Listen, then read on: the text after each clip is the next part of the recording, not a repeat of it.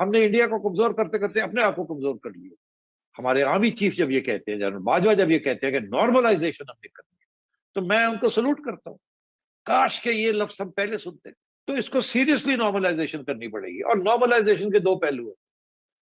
वो ये है कि जो नॉर्मलाइजेशन करेगा उसको इंडियन एजेंट नहीं करार देना, उसको मोदी का जो यार है, वो गद्दार है, वो बात नहीं चलनी है। फिर कोई नहीं कहेगा, आपके ऊपर उंगली उठाएगा कि मोदी का जो यार है। ये यारी की बात नहीं है, ये अपनी सर्वाइवल की बात। मुबारकबाद के मुस्तहिक हैं वो, मैं समझता हूँ। फॉरेन पॉलिसी में भी इंडिया बहुत आगे है, इसके भी वो मुस्तहिक हैं।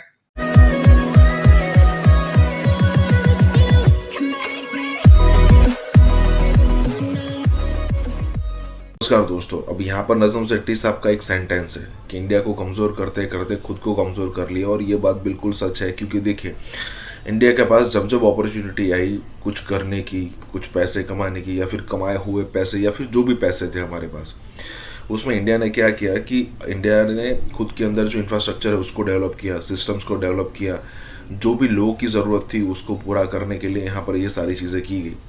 लेकिन अगर आप पाकिस्तान में देखो तो बिलियंस ऑफ डॉलर, भले ही रशिया को भगाने के लिए अमेरिका आया था, लेकिन उस समय पर भी बिलियंस ऑफ डॉलर उसको मिले थे। और जब लादेन को सर्च करने के लिए जब फिर से अमेरिका जो है वो पाकिस्तान में आया, तब भी वही सिचुएशन थी, और बिलियंस ऑफ डॉलर, इतने सारे रुपए उसको मिले थे। लेकिन वो सारे रुपयों का उसने इस्तेमाल क्या किया? इंडिया के खिलाफ प्लानिंग, आईएसआई ने जो प्लानिंग कर रहा था, या फिर उसकी गवर्नमेंट। अगर आप सोच रहे हैं भी कौन सा प्लानिंग, तो कारगिल उसका सबसे बड़ा एग्जाम्पल है।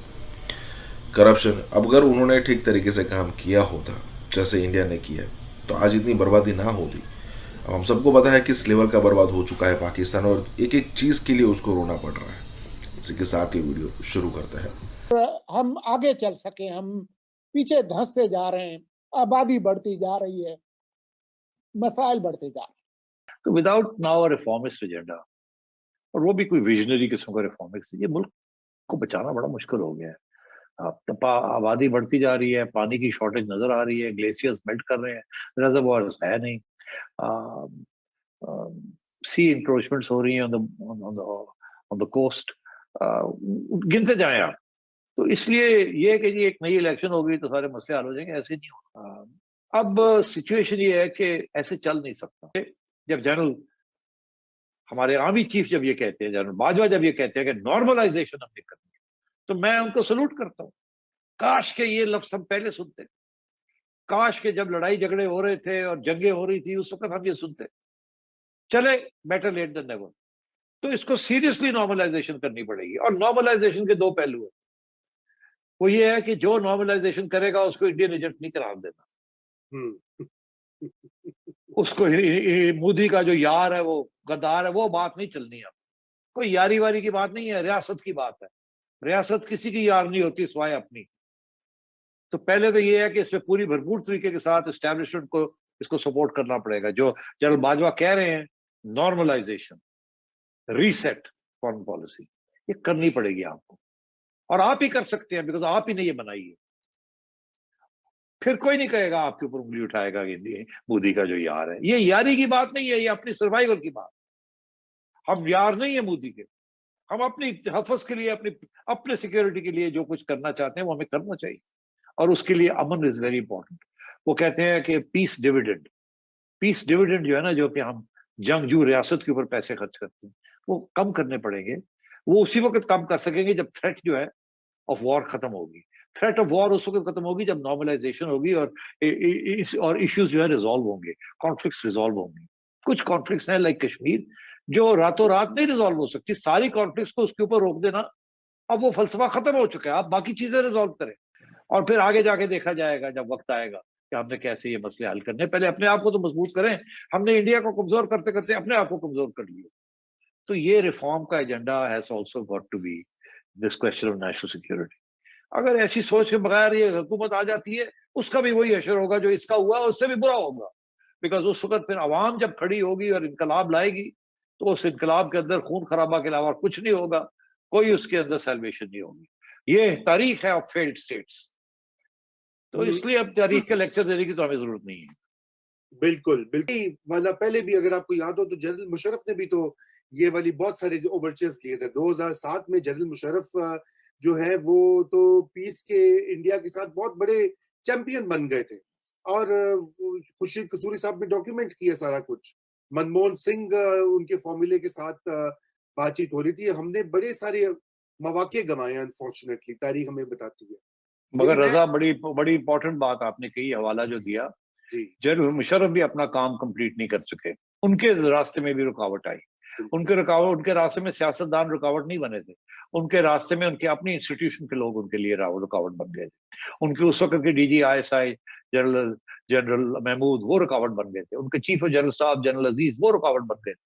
हमें एक नॉर्मल स्टेट बनना है, नॉर्मल स्टेट तजारत करती है, नॉर्मलाइज रिलेशंस होते हैं। तो मैं ये समझता हूँ कि ये इसके बगैर अब ये मुल्क बच नहीं सकता। बिल्कुल बिल्कुल, आपने ये निशानदेही की है जो कि मेरे ख्याल से राइटिंग ऑन द वॉल है। ये उनका एक प्लस पॉइंट है इस वक्त इंडियन मीडिया का, कि वो बिल्कुल मोदी साहब को और हिंदुत्व के आइडिया को बिल्कुल बड़ी खूबसूरती के साथ प्रमोट कर रहे हैं। इसमें वो कामयाब हैं, मुबारकबाद के मुस्तहिक हैं वो, मैं समझता हूँ।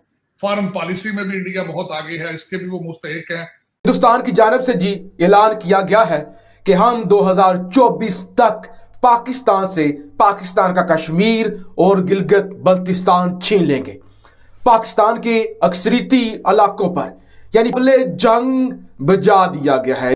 भारत की तरफ से हम देख रहे थे मिनिस्टर है वहाँ के नितिन पटेल, उन्होंने कहा जी ये जो कश्मीर की बात की कि इसको तो हम जो है वो 2024 तक अपने साथ में ला लें।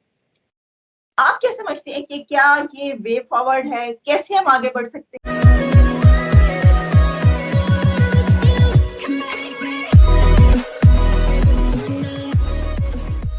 नमस्कार दोस्तों, अब यहाँ पर बात हो रही है कि 2024 में कैसे भी करके पाकिस्तान से हम POK मतलब इंडिया जो है वो POK पाकिस्तान ऑक्यूपाइड कश्मीर जो हाल में पाकिस्तान के पास है, और गिलगित बाल्टिस्तान मतलब वो भी ऑब्वियसली यहाँ पर कश्मीर का पार्ट है और पाकिस्तान के पास है, वो कभी भी है वो इंडिया हमला करके इंडिया में शामिल कर लेगा। अब ये पहले ऐसा हुआ करता था, आज से 3-4 साल पहले या फिर 5 साल पहले, कि ठीक है मोदी के आने के बाद भी, लेकिन अब ये जो POK वाला सिचुएशन है उसके लिए हम तैयार नहीं है। लेकिन पिछले 1-2 साल से ऐसा लग रहा है कि इंडिया जैसे इसकी पूरी तैयारी करके बैठा है, या फिर इसकी जो तैयारी है वो प्रोग्रेस में चल रही है, और उस लेवल का सिचुएशन है कि कभी भी इंडिया है जो अटैक करके POK ले लेगा, या फिर कहे कि पाकिस्तान को सिविल वॉर में इतना बिजी कर देगा, पाकिस्तान को सिविल वॉर में इतना बिजी कर देगा कि वो अगर मान लीजिए कि अगर इंडिया POK और गिलगित के लिए अटैक कर भी देता है तो वो जो है वो बचाने के लिए नहीं आ पाएगा, और उसके बाद उस समय पर कोई ऑप्शन नहीं बचेगा सिवाय कि वो टुकड़ों में बट जाए, मतलब मजबूरी में ही बटेगा, कोई विलिंगली नहीं बटेगा।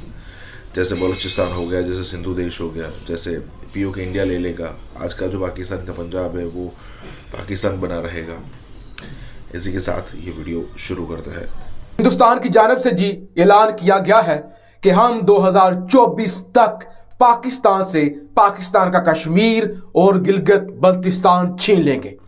पाकिस्तान के अक्सरियती इलाकों पर यानी पाकिस्तान के कई ऐसे इलाके होंगे जहां पे हिंदुस्तान का तिरंगा लहरा रहा होगा, यानी हिंदुस्तान की जानिब से तबले जंग बजा दिया गया है। जंग तो कहते हैं मोदी जो है, मोदी को हम लाए हैं एक बड़े युद्ध के लिए, एक बड़ी जंग के लिए जो पाकिस्तान के खिलाफ करनी है हमने, उसके लिए हम लेकर आए हैं और मोदी ने वो जंग लड़नी है।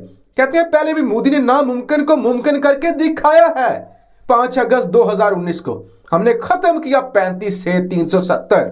अब भी हम 2024 के अंदर हम मंसूबा बना चुके हैं कि हमने ये पाकिस्तान से जंग लड़नी है। लिहाजा अब आर्मी चीफ कमर बाजवा साहब तो नहीं होंगे, तब तक इमरान खान साहब और मौजूदा पाकिस्तानी एस्टैब्लिशमेंट का इम्तिहान है कि इस धमकी को इजी नहीं लेना चाहिए, हरगिज भी इजी पाकिस्तान को नहीं लेना चाहिए। पर भारत की तरफ से हम देख रहे थे मिनिस्टर है वहाँ के नितिन पटेल, उन्होंने कहा जी ये जो कश्मीर की बात की कि इसको तो हम जो है वो 2024 तक अपने साथ में ला लें। आप क्या समझते हैं कि क्या ये वे फॉरवर्ड है, कैसे हम आगे बढ़ सकते हैं? लेकिन इस वक्त पाकिस्तान जो है उसकी एक जरूरत बन गई है कि वो रीजनल पॉलिटिक्स में हिंदुस्तान के साथ आगे बढ़े, अगर उसने अपने आप को इकोनॉमिक कनेक्टिविटी के साथ जोड़ना है। लेकिन अभी वो स्पेस पाकिस्तान को नहीं मिल रही हिंदुस्तान से जो उसको मिलनी चाहिए थी। लेकिन मसला सिर्फ ये है, इसका सारा मलबा मैं हिंदुस्तान पे नहीं दूंगा। हमारे यहाँ भी ऐसे हॉकिश एलिमेंट हैं, जहां ताल्लुकात बेहतरी की तरफ बढ़ना चाहते हैं, वहां हमारे अंदर से कुछ लोग ऐसे आ जाते हैं जो मसाइल पैदा करने का सबब यूनियन मिनिस्टर हैं हिंदुस्तान के कपिल पटेल। कपिल पटेल कहते हैं कि हम मोदी को प्याज सस्ते करने के लिए नहीं लाए, टमाटर सस्ते करने के लिए नहीं लाए, इकोनॉमी अच्छी करने के लिए नहीं लाए। अगर आप मटन खा सकती हैं, पिज़्ज़े खा सकते हैं, यहां लिखा गया इस खबर के अंदर कि अगर आप इतना महंगा 500-600 का पिज़्ज़ा खा सकते हैं, 700 का आप मटन ले सकते हैं, तो ये 10 रुपए के प्याज onion for RS10 and tomatoes for 40 is costly for us. कहते हैं इतना महंगा महंगा मटन खा लेते हैं, पिज़्ज़े खा लेते हैं, तो 10 रुपए प्याज महंगे हो जाएंगे, 40 रुपए टमाटर महंगे हो जाएंगे, तो कोई फर्क पड़ेगा?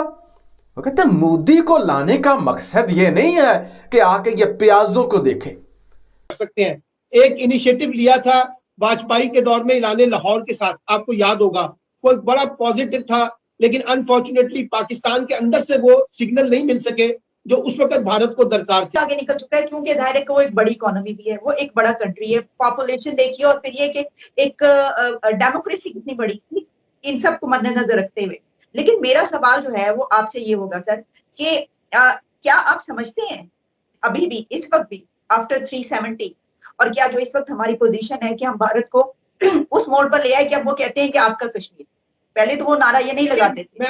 मैं तो एक और जी इस नारे पे सर आप क्या समझते हैं कि हम वो झंडा लहराएंगे, गजबा हिंद और कश्मीर को आजाद करवा सकते हैं, जबकि हम तो 20 मिनट के लिए हमने खड़े होना था फ्राइडे को, हर फ्राइडे को, मेरा ख्याल है शायद 4 फ्राइडे गुजरे होंगे, हम खड़े होंगे, उसके बाद वो भी खत्म।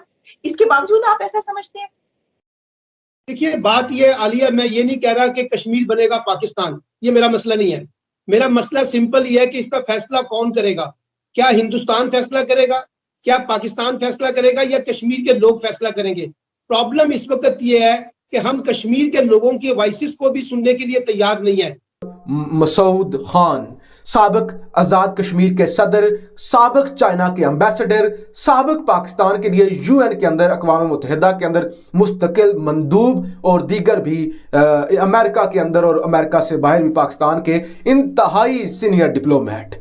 पाकिस्तान ने नवंबर के अंदर उन्हें अमेरिका के लिए तैनात करने के लिए समरी जारी की और अभी तक अमेरिका ने उसको होल्ड रखा हुआ है। हालांकि ये 3-4 हफ्तों के अंदर मामला जो है वो निमट जाता है।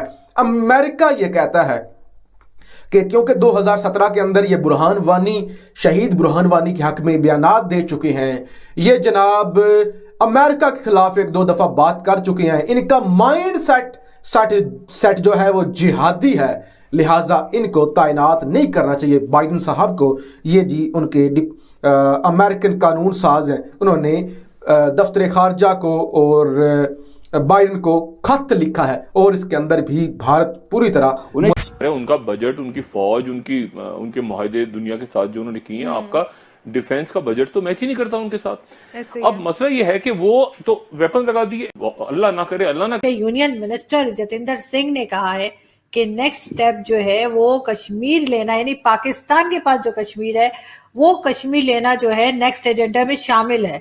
और अगर इन्होंने बोला है कि POK हमारे एजेंडे में है तो 100% है। धमकी कभी भी उसको गीदड़ भपकी नहीं समझने, दुश्मन दुश्मन है, वो आपको वार करेगा और पहले भी। लिहाजा ये तो आर्म फोर्सेस को अपनी पूरी तैयारी करनी चाहिए।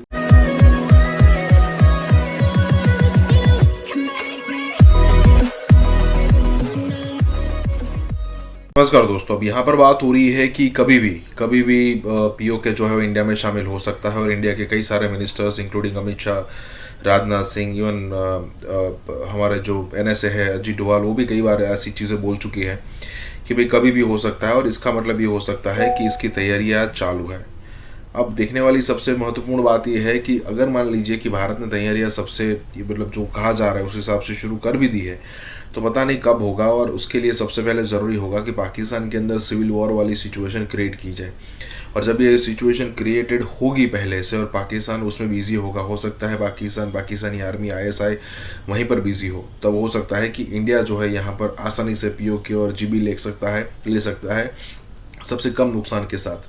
क्योंकि देखिए जब इंडिया अटैक करेगा ऐसा तो होगा नहीं कि सिर्फ पाकिस्तान का नुकसान होगा डेफिनेटली इंडिया का भी नुकसान होगा, लेकिन हो सके इतना कम नुकसान के साथ यहाँ पर अगर POK और GB मिल जाता है तो ये सबसे महत्वपूर्ण बात होगी। इसी के साथ ये वीडियो शुरू करते हैं। पे यूनियन मिनिस्टर जतिंदर सिंह ने कहा है कि नेक्स्ट स्टेप जो है वो कश्मीर लेना, यानी पाकिस्तान के पास जो कश्मीर है वो कश्मीर लेना जो है नेक्स्ट एजेंडा में शामिल है। जितेंद्र सिंह जी जो हैं वो हमारे जम्मू एंड कश्मीर से, यानी कि जम्मू सीट से MP हैं, मेंबर ऑफ पार्लियामेंट। तो इनको एजेंडा तो बहुत क्लियरली पता है, राइट। और ये मोदी और अमित शाह की गवर्नमेंट में एक चीज बहुत क्लियर है, सारे मिनिस्टर्स को सब कुछ नहीं पता होता, सीक्रेट चलती है इनकी और इनकी प्लानिंग बहुत अच्छी होती है। जितेंद्र सिंह ये इन्स एंड आउट्स जानते हैं प्राइम मिनिस्टर मोदी की पॉलिसी की, और अगर इन्होंने बोला है कि POK हमारे एजेंडे में है तो 100% है, पहली चीज।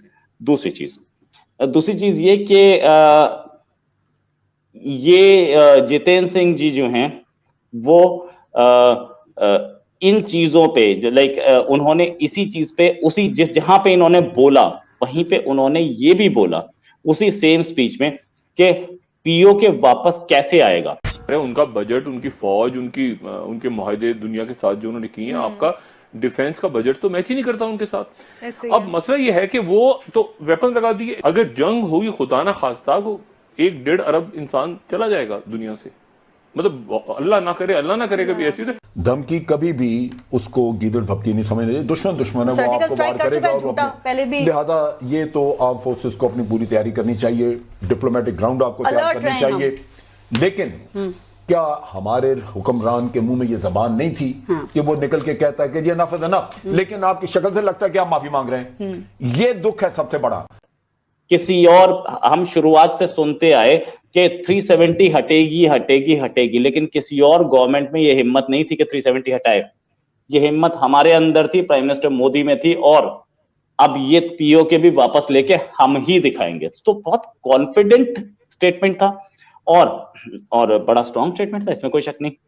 पाकिस्तानी साइड से हमने बहुत ज्यादा इस पर रिएक्शन देखा नहीं है, हालांकि कुछ चीजों पे और रिएक्शन जरूर आया है। विंग कमांडर अभिनंदन अब ग्रुप कैप्टन हो गए, ग्रुप कैप्टन अभिनंदन को वीर चक्र मिला, पाकिस्तान ने रिएक्शन दिया, लेकिन इस स्टेटमेंट पे रिएक्शन नहीं देखा हमें बहुत स्ट्रॉन्ग, कि अगर ये गवर्नमेंट हमने देखा है कि स्ट्रॉन्ग डिसीजन लेने से कतराती नहीं है। बिल्कुल ठीक, लेकिन खैर यहाँ पे वाकई आप ठीक कह रहे हैं, बहुत ज्यादा रिएक्शन नहीं दिया पाकिस्तान ने। हो सकता तो बात को रोकने के लिए भी हो सकता है कि किसी किस्म का रिएक्शन नहीं देगा।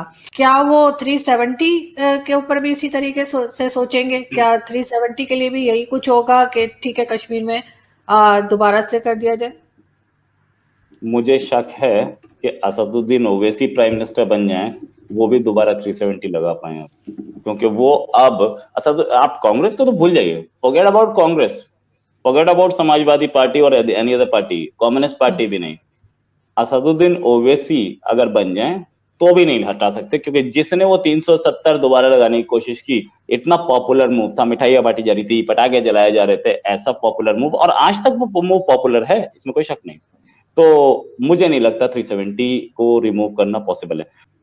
प्राइम मिनिस्टर मोदी की पॉपुलैरिटी, मैं उनका कोई फैन नहीं हूं, मैं उनका कोई सपोर्टर नहीं हूं, मैं बीजेपी के ऑफिस आज तक गया नहीं। फैक्ट रिमेंस, मेरे ऊपर पता नहीं कितने सारे लोग मेरे ट्विटर पे और वो मेरे यूट्यूब पर कमेंट करते हैं, तू मोदी की वो क्यों करता है ये वो। भाई मैं सच बोलूं ना, अच्छा मैंने कई जगह पे मैंने former prime minister Manmohan Singh की भी तारीफ की है, तो क्या मैं उनकी पार्टी में था? क्या मैं कांग्रेस का मेंबर था? नो। द फैक्ट इज कि ये है, जो सच है वो ये है कि उनकी पॉपुलैरिटी अभी भी बहुत हाई है, एंड ही नोज, उन्हें पता है कि पॉपुलैरिटी हाई मुझे कैसे रखनी है, उसके तरीके उनके पास हैं। कि सऊदी अरब ने जो लाउड स्पीकर्स हैं उनके ऊपर पाबंदी लगा दी है। मसाजिद हमारे यहाँ पे सुन्नी, शिया, देवबंद, अहले हदीस, बरेलवी और ये सारे के सारे, और ये मानते भी किसी को नहीं है। और अब ये सऊदी अरब अगर ये कर रहा है तो इसका मतलब ये है कि हमें ये जो राइट विंग क्लर्जी है, बेसिकली दाएं बाजू के जो उलमा है, वो तो इसको बहुत क्रिटिसाइज। ये बात करना बहुत आसान है, लेकिन ये करना बहुत ही मुश्किल है। इसकी वजह ये है कि सऊदी अरब दुनिया का इस्लाम और मुसलमानों के हवाले से लीडर समझा जाता है। जब मुस्लिम उम्मा का तस्वर आता है तो हम ये कहते हैं कि हर बात में मुसलमान सऊदी अरब की जानिब देखते हैं।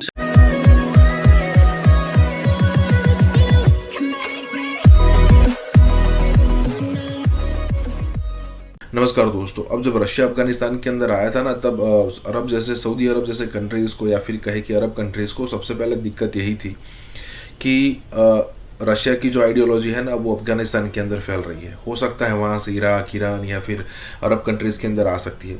तो उन्होंने उस समय पर क्या किया था कि रशिया की आइडियोलॉजी क्या थी कि भाई कोई धर्म को मानना नहीं है, इस टाइप की, और रिलीजन के बिना तो ये अरब कंट्रीज चलेंगे नहीं। तो उसके बाद दिक्कत ये हो गई कि उन्होंने अच्छे खासे पैसे दिए और वहाँ भी विचारधारा जो थी वहाँ पर इम्प्लीमेंट की, और पाकिस्तान और अफगानिस्तानी बॉर्डर पर कई सारे मदरसे खोले गए। लेकिन आज की अगर सिचुएशन देखो तो वही सऊदी अरेबिया को लगता है कि भाई नहीं, मल्टीकल्चरल सोसाइटी होनी चाहिए। कई सारी चीज़ों पर ऑलरेडी जो MBS है, मोहम्मद बिन सलमान जो है वो राइट्स दे चुके हैं महिलाओं को। रामायण और महाभारत और गीता भी यहाँ पर पढ़ाने की बात हो रही है। ज़रा सोचिए, आज से 30-40 साल पहले अगर ऐसी बात किसी ने सोची होती तो उसको मार दिया जाता, लेकिन आज MBS खुद ये चीज़ कह रहे हैं। तो कहने का मतलब ये है कि जिसको आइडियलाइज करके पाकिस्तान चलता था, आज वही आइडियलाइज होने वाले भाई साहब जो है वो बदल रहे हैं। इसी के साथ ही वीडियो शुरू करते हैं। कि सऊदी अरब ने जो लाउड स्पीकर्स हैं उनके ऊपर पाबंदी लगा दी है मसाजिद। ये कोई लॉ नहीं है कहीं पे कि किस सेक्टर में, किस इलाके में कितनी मसाजिद चाहिए। जहां पे जिसका जो दिल किया उसने मस्जिद बना ली। चलो, हर इंसान का हक है, वो अल्लाह का घर बनाना चाहता है और इस तरह की चीजें करना चाहता है। लेकिन जो एक होता है ना कि तरीके से चीजें की जानी, वो नहीं की जाती। और अबव ऑल जो मसाजिद का किस लाउड स्पीकर का मिसयूज होता है, ये बहुत बड़ा आपको पता है कि प्रॉब्लम है। और ये मैं पाकिस्तान के वाले से भी बात करना चाहता हूँ। ऑर्डिनेंस आई थिंक आया था एक, और फिर उसको बाद में लॉ शॉ भी बना, लेकिन ये साउंड सिस्टम के ऊपर भी और इस तरह की चीजें जो है वो हमने भी करने की कोशिश की, लेकिन हम वो बुरी तरह नाकाम हो गए। बल्कि पाकिस्तान ने बहुत ज्यादा केसेस भी बनाए, लेकिन वो नाकाम हम इसलिए हो गए कि पहली बात तो ये है कि ये जो कॉल फॉर, इस तरह की जो कॉल होती है, ये दो तरह कर सकते हैं। अगर सऊदी अरब करेगा तो सऊदी अरब तो एक मोनार्की है, अथॉरिटेरियन गवर्नमेंट है, तो वो तो एक नोटिफिकेशन भेजेंगे और नोटिफिकेशन से सारे का सारा जो है चीज क्लियर हो जाएगी और सबको पता है कि हमने क्या करना है। पाकिस्तान एक हाइब्रिड डेमोक्रेसी है और यहाँ पे फुल डेमोक्रेसी तो नहीं हम कह सकते इसको। हाइब्रिड डेमोक्रेसी होने की वजह से यहाँ पे क्या होता है कि यहाँ पे आपको जैसे भी है एक कंसेंसस बिल्ड करना पड़ता है। और क्योंकि हर आने वाली जो सरकार है वो बेसिकली उलमा को जो है वो अपील्स करती रही, उनको जैसे कहते हैं दूध पिलाते रहे कि भाई ठीक है, इनको दो, इनको भी दो, इस फिका को भी दो, इस फिका को भी दो, ताकि वो खामोश रहें, उनके खिलाफ कोई महाज ना उठे। तो ये हुकूमतों को बड़े मसले होते हैं और ये चीज चलती रहती है। अभी रिसेंटली जो काउंसिल ऑफ इस्लामिक आइडियोलॉजी की मैं बात बता रहा था आपको, वो ये था कि उन्होंने कहा कि हम पाकिस्तान के अंदर जितनी मसाजिद हैं उनके अंदर जो सरमन है, जो मस्जिद में जो खिताब करना है, वो जो है वो स्टेट कंट्रोल करेगी। अब स्टेट बताएगी कि किस मस्जिद में क्या खिताब होना चाहिए। तो वो जाहिर बात है हर मस्जिद के लिए अलग खिताब तो नहीं हो सकता, लेकिन ऑब्वियसली वो एक ही खिताब होगा जो पूरे पाकिस्तान की मसाजिद में कहा जाएगा। अगर इसको मैं लिंक करूं कि क्या पाकिस्तान की स्टेट इस तरह कर सकती है, सऊदी अरब तो कर लेती है। सऊदी अरब ने तो करके दिखा दिया। वो तो इस तरह खुतबे जो देते हैं उसमें उनको पता होता है हमारी स्टेट की क्या रिस्पॉन्सिबिलिटीज और हमने क्या करना है। हमारे यहाँ पे सुन्नी, शिया, देवबंद, अहले हदीस, बरेलवी और ये सारे के सारे, और ये मानते भी किसी को नहीं है। और अब ये सऊदी अरब अगर ये कर रहा है तो इसका मतलब ये है कि हमें ये जो राइट विंग क्लर्जी है, बेसिकली दाएं बाजू के जो उलमा है, वो तो इसको बहुत क्रिटिसाइज करेंगे। और सऊदी अरब में आपको याद है कि ये समझे कि लेफ्ट लीनिंग पॉलिसीज आ रही हैं।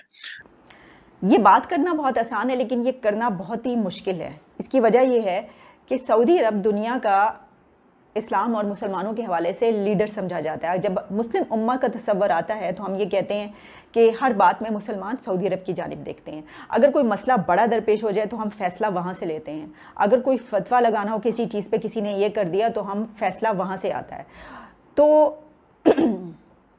वहाँ पर एक ऐसे मुल्क में जो कि जिसका सारा दारोमदार, जिसका तमाम जो काम चलता है वो मज़हब के गिर्द घूमता था, वहाँ पर ऐसी चेंजेस लाना एक बहुत बड़ा फ़ैसला था, लेकिन ये फ़ैसला ले लिया गया। जहन में अब ये आ रही है कि पाकिस्तान, जो कि जिस तरह मैंने बताया कि जिस तरह बाकी मुस्लिम ममालिक इसी तरह पाकिस्तान बल्कि उनसे कहीं बहुत ज़्यादा आगे बढ़कर सऊदी अरब को एक लीडर तस्वुर करता है, एक मुस्लिम उम्मा का एक सिंबल तस्वुर करता है और उनकी तरफ बहुत देखता है। हम उनके कल्चर, उनकी लैंग्वेज, उनकी ज़ुबान, उनका जो भी रहन सहन है उसको बहुत ज़्यादा कॉपी करने की कोशिश करते हैं। जबकि उन्होंने ये चेंजेस कर ली हैं, तो क्या इस सिलसिले में भी यहाँ पर जो कि प्रिंस मोहम्मद बिन सलमान वो कर रहे हैं। पाकिस्तान में यह है कि पाकिस्तान की जो पॉलिटिकल स्पेस है वो सारी की सारी डिवाइडेड है, क्योंकि ये सारे के सारे तकसीम है कई जगहों पे, क्योंकि इसको हाइब्रिड निज़ाम भी कहा जाता है।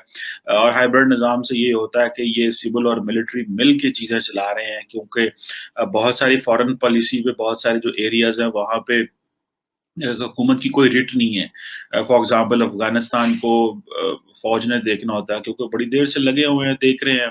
इंडिया को उन्होंने देखना होता है। मिडल ईस्ट के ताल्लुकात जो हैं वो उन्होंने ठीक करके दिए हैं। तो जाहिर बात है ये एक हाइब्रिड सिस्टम ही कहा जाता है इसको। इमरान खान सिविलियन चीजें देख रहे हैं या कुछ और फॉरेन पॉलिसी की, और या फिर मुस्लिम दुनिया को वो देख रहे होते हैं। ये एक बहुत बड़ा सवाल है। और क्या हमें मादर बिदर आज़ादी दे देनी चाहिए मसाजिद के अंदर खड़े लोगों को कि वो जब मर्जी स्पीकर का बटन ऑन कर दें और जो मर्जी बोलना शुरू कर दें? क्या ये इस तरह की पोजीशन की जा सकती है? ऑब्वियसली नहीं की जा सकती, और ये एक अनफॉर्चुनेट सिचुएशन है। और मेरा ख्याल है कि अभी भी लोगों को ये मानते हुए ये टाइम लगेगा कि लोगों की प्राइवेट लाइफ भी होती है, लोगों की प्राइवेसी होती है। हर बंदे को, हम ऑलरेडी मुसलमान बंदे को क्या मुसलमान करना है? वो जो एक बंदा पहले ही कहता है मैं मुसलमान हूँ भाई, वो कहता है आपको मैं और मुसलमान करना चाहते हैं। तो ये जो इस तरह के तरीकेकार हैं, ये एक obviously it is something which should be put in place. और जो पाकिस्तान ने कवानीन बनाए उन कवानीन को इम्प्लीमेंट करें। नेशनल एक्शन प्लान में आपने कहा था कि आप जो लाउड स्पीकर है उसका टेक केयर करेंगे, लेकिन आपसे प्रॉपर्ली टेक केयर नहीं हुआ। रियासत का स्ट्रिक्ट कंट्रोल होना चाहिए अपने अवाम के ऊपर, और रियासत की मर्जी के बगैर चीजें नहीं होनी चाहिए। यहाँ पर टर्की का नाम लूंगा। टर्की के अंदर ये है, आई विजिटेड टर्की एंड हमारे तो जैसी हमें तो पता ही नहीं क्लीनलीनेस क्या होती है। वो they know how to make their mosques even clean. और उन्होंने अपनी मसाजिद के ठेके दे दिए हुए हैं। मतलब ये है कि अगर आपने उनका वॉशरूम भी यूज करना है तो यू हैव टू पे। यहाँ पे तो नहीं है। यहाँ पे तो हमने वो मसाजिद के वॉशरूम को फ्री समझा हुआ है, और वहां पे जाएं तो वो लगते नहीं है मस्जिद का वॉशरूम में। वो मतलब इतनी हमने अपनी मसाजिद की प्रॉपर्ली टेक केयर नहीं करते।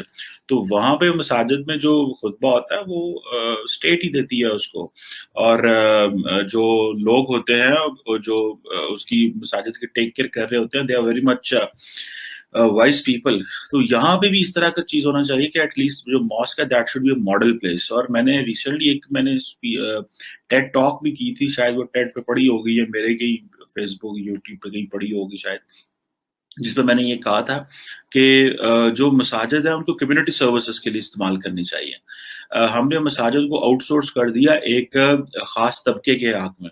हमें उनसे चीज़ों को वापस लेना है, और हमें प्रोग्रेसिव मॉडर्न जो लोग हैं उनके हाथों में मसाजिद का कंट्रोल देना है, ताकि वो इंटरफेथ हार्मनी की बात करें। और ये जो पाकिस्तान में हमारे साउथ में जो हम देखते हैं कि हिंदुओं के साथ जो सलूक होता है, माइनॉरिटीज के साथ, ईसाइयों के साथ, अहमदियों के साथ, ये बराबरी का सलूक होना चाहिए। और उन लोगों के पास मसाजिद का कंट्रोल है जो basically those who can preach equality, those who can preach respect for the other segments of the society as per जो कॉन्स्टिट्यूशन में है और as per what the Islam says. Islam भी तो यही कहता है। सो मेरा ख्याल है कि ये सऊदी अरब के इस डिसीजन को अप्रिशिएट करना चाहिए और पाकिस्तान में इसको इम्प्लीमेंट करना चाहिए। सिर्फ थेरेटिकली नहीं, प्रैक्टिकली करना चाहिए। हम थ्योरी लिखने में तो बहुत अच्छे हैं हम, लेकिन प्रैक्टिकल लिखने में हम कोई नहीं, करने में हम कोई नहीं, क्योंकि हम डरते हैं उनसे, उलमा से। और चलो ठीक है, किसी हद तक डरना तो आपका बनता है, लेकिन ये एक नेशनल अप्रोच होनी चाहिए, और नेशनल अप्रोच से ही चीजें बेहतर होती हैं। ये इंडिविजुअल अप्रोच और एक पार्टी की अप्रोच से चीजें नहीं चल सकती। और धमाके आज भी हो रहे हैं, तो इसका मतलब ये है कि रा का इतना स्ट्रॉन्ग इंग्रेस है टीटीपी के साथ, बोथ मनी वाइज और ट्रेनिंग वाइज और फैसिलिटी वाइज, कि वो आज भी सब कुछ वो करा रहा है जो पहले करा रहे थे। जो एक नेक्सस था रा का, विद द अफगान इंटेलिजेंस वो खत्म होगा और टीटीपी के लोग तितर पितर हो जाएंगे। लेकिन मुझे अफसोस के साथ कहना पड़ता है कि इस वक्त हुनर में उन्होंने अपने हेडक्वार्टर को और मजबूत किया। आज भी एनडीएस में जो इंटेलिजेंस के लोग थे वो वही हैं अफगानिस्तान में। इसी तरह उनकी जो आर्मी ब्यूरोक्रेसी जितनी भारत में ट्रेन हुई है वो सारी वही है। ये ऐसे नहीं है कि अब्दुल्ला या मोहम्मद करजई अगर ये प्रो इस गवर्नमेंट के या इनके कुछ ये सॉफ्टन अप हुए पड़े हैं तो नीचे इंफ्रास्ट्रक्चर सारा जो कायम किया था 20 साल में भारत में वो सारा हवा में उड़ गया, डिसॉल्व हो गया। वो नहीं है, वो वहां है। ये एक हकीकत है।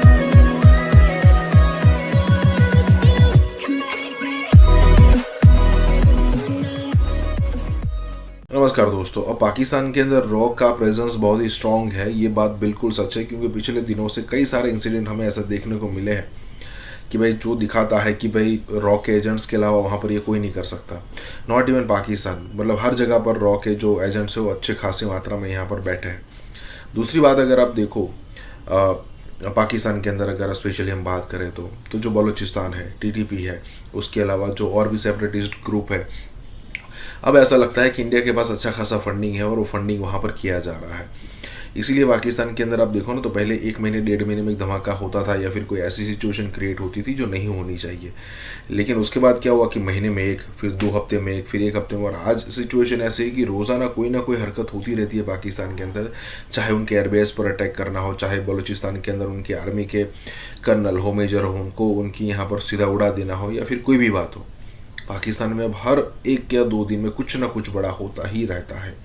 इसी के साथ ये वीडियो शुरू करते हैं। पाकिस्तान का कोई शहर ऐसा खाली नहीं है जहां धमाके नहीं हुए और टीटीपी का नाम ना आया हो। अब जब आपने इसका नाम ले लिया तो हम ये समझ रहे थे कि अगर रिजीम चेंज होती है और जो एक नेक्सस था रा का विद द अफगान इंटेलिजेंस वो खत्म होगा और टीटीपी के लोग तितर पितर हो जाएंगे। लेकिन मुझे अफसोस के साथ कहना पड़ता है कि इस वक्त हुनर में उन्होंने अपने हेडक्वार्टर को और मजबूत किया और मेरी इतलात के मुताबिक जो मौलवी फकीर मोहम्मद है जो यहां से भाग गया था जब हम अरेस्ट करने की कोशिश करते, याद है, अब हमारे साथी होते थे, मैं गया भी था उस वक्त ममान में भी, और आपको पता है फकीर मोहम्मद जो कि पेशावर में एक चाय के खोखे पे काम करते थे और किस तरह वो एक अमीर के तौर पर उभरे।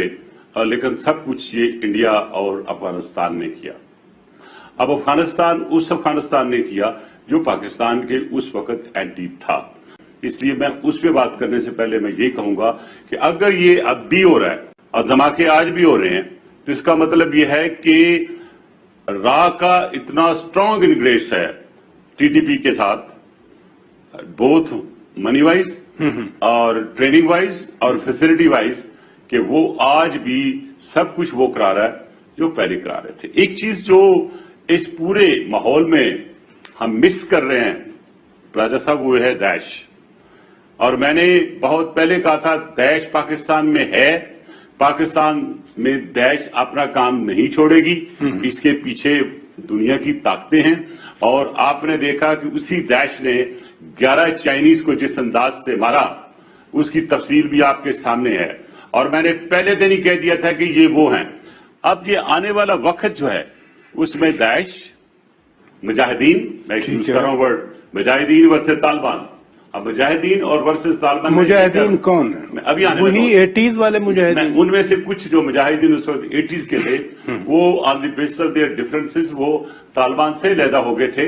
अब भी वही पंजाबी तालिबान, अगर आप कुनर में जाएं तो पंजाबी तालिबान भी नजर आते हैं। सवाल तो ये पैदा होता है ना, एसएसपीओ या पंजाबी तालिबान हो, वो अफगानिस्तान में थे। मैं तो कह रहा हूं क्या अफगान तालिबान की हुकूमत या उनके कंट्रोल के बाद वो फिर से ऑपरेट करते रहेंगे? मैं जो बात कहने की कोशिश कर रहा हूं आपको भी, आवाम को भी और दुनिया को उसकी तरफ नजर नहीं है जिस तरफ मैं आपकी नजर लाना चाहता हूं जी।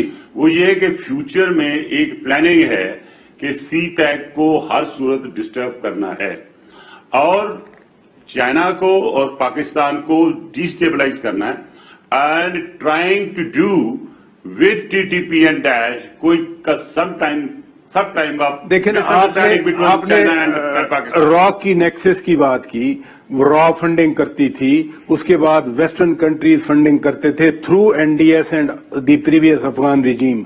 अब तो वो चले गए, अब टीटीपी को, जमातुल अहरार को या दाइश को, ऐसे ग्रुप्स को कौन फंडिंग करेगा? मैं सारे के सारा जो काबुल का कंट्रोल है, as I am sitting with you, it is with Anas Haqqani. बिल्कुल, आपको याद है जी, ये पाकिस्तान की मैशियत भी तबाह हुई, हमें बाहर की दुनिया में भी बड़ा बुरा भला कहा गया, और सिर्फ हक्कानी नेटवर्क के लिए कि do more syndrome, do more against Haqqani network. आज वक्त का पासा पलटा देखें और मेरा वो आर्टिकल पढ़े कि वर्ल्ड वर्सेस हक्कानीज। आज भी एनडीएस में जो इंटेलिजेंस के लोग थे वो वही हैं अफगानिस्तान में। इसी तरह उनकी जो आर्मी ब्यूरोक्रेसी जितनी भारत में ट्रेन हुई है वो सारी वही है।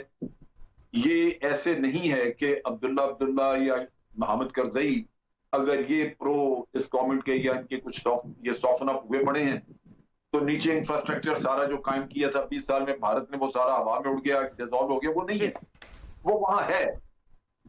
ये एक हकीकत है। तो सिविल सोसाइटी में नरमी देख के लोग इस तरह के जो है वो पर्पसे निकालते हैं, तो ये इशू जो है इतनी जल्दी डाई डाउन नहीं। राइट सर, मैं जहांगीर खटक साहब आपकी तरफ आए तो शॉर्ट कमेंट कर दीजिएगा। अब क्या आप रोल देख रहे हैं, क्या मुस्तकबिल देख रहे हैं अफगानिस्तान का? अमन देख रहे हैं या अब भी आप देख रहे हैं कि कहीं ना कहीं अफगानिस्तान में डिस्टर्बेंस रहेगी? मेरा ख्याल ये कि थोड़ी बहुत डिस्टर्बेंस तो शायद रहे, लेकिन बहुत बड़ा इन्हिसार तालिबान के रवैये पर है और फ्यूचर गवर्नमेंट पर है।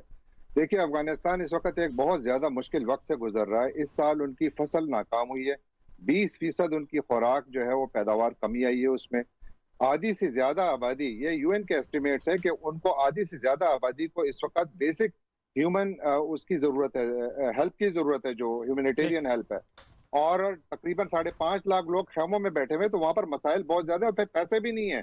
अमेरिका और दूसरे इंस्टीट्यूशन ने $9.5 अरब उनके रोक लिए हैं। फिर IMF ने $460 मिलियन उनको देने थे, वो भी रोक लिए। इंटरनेशनल रिकॉग्निशन जब तक नहीं आएगी, तालिबान गवर्नमेंट जितनी भी ब्रॉड बेस्ड गवर्नमेंट बना लें वो डिलीवर नहीं कर पाएंगे। लाहौर में एक ब्लास्ट हुआ, हाफिज सईद को फिलहाल गिरफ्तार किया हुआ है, नजरबंद किया हुआ है। हाफिज सईद के घर के बाहर धमाका होने का मतलब क्या है? ऑब्वियसली भारत के हवाले से वो बड़े हाई प्रोफाइल टारगेट हैं कि हाफिज सईद के पीछे 2 एजेंसियां लगी हुई हैं, एक CIA लगी हुई है और एक रॉ लगी हुई है, दोनों का आपस में गठजोड़ भी है। पाकिस्तान के अंदर हालात को खराब करके इंडिया अपनी कोल्ड स्टार्ट मिलिट्री डॉक्ट्रिन को अप्लाई करेगा। लाहौर में बड़े सालों के बाद कोई वाकया हुआ है नाजरीन, और ये छोटा वाकया नहीं है, किसी की रेजिडेंशियल प्लेस पे जाके